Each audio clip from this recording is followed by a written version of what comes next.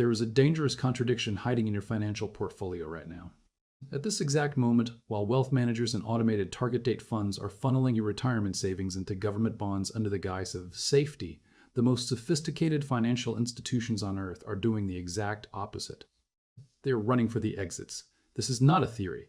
It is a documented liquidation event. Central banks are dumping sovereign debt by the trillion and utilizing the proceeds to hoard gold at a velocity never seen in recorded history.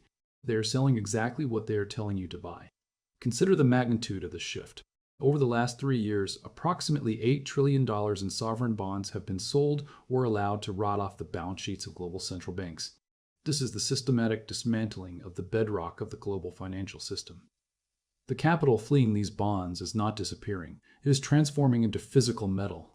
From the vaults in Beijing to the reserves in Moscow, nations are preparing for a monetary reality that rejects the last 40 years of economic dogma.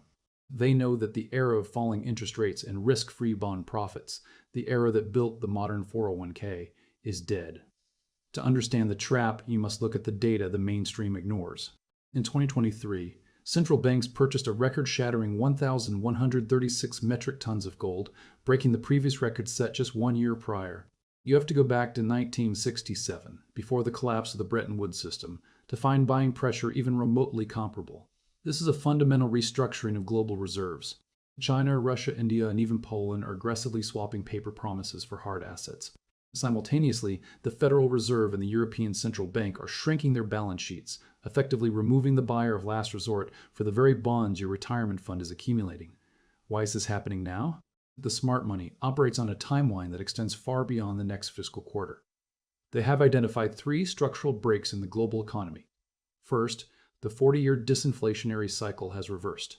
The tailwinds of globalization and cheap energy that made bonds a profitable investment since 1982 have become headwinds of supply shocks and wage spirals. In an inflationary world, fixed income assets are guaranteed losers. Second, the weaponization of the dollar has shattered trust. When Western alliances froze Russian reserves in 2022, it sent a chilling signal to every sovereign nation. If your wealth is held in dollars, it is not truly yours. Gold cannot be frozen. Gold cannot be sanctioned.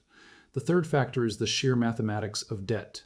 With the United States facing $34 trillion in federal obligations and interest payments exceeding $1 trillion annually, there is only one way out: inflation. The debt must be inflated away, which means the purchasing power of the bonds holding that debt must be destroyed. Central banks are refusing to be the bag holders for this inevitable devaluation. They are exiting the theater before it burns down. The tragedy is that the average investor is being positioned as the victim. The modern retirement system is built on the assumption that bonds provide stability. As you age, your 401k automatically buys more debt. But in a bear market for bonds, this is not a safety net. It is an anchor. If interest rates rise just a few percentage points further, a likely scenario, given the deficit spending bond portfolios could lose another 20 to 50% of their value.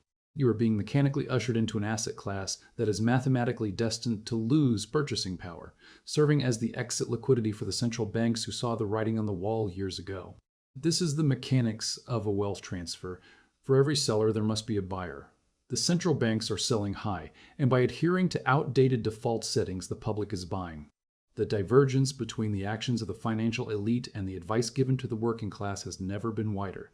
While the institutions stack hard assets that cannot be printed, the public is left holding paper that is being inflated into irrelevance.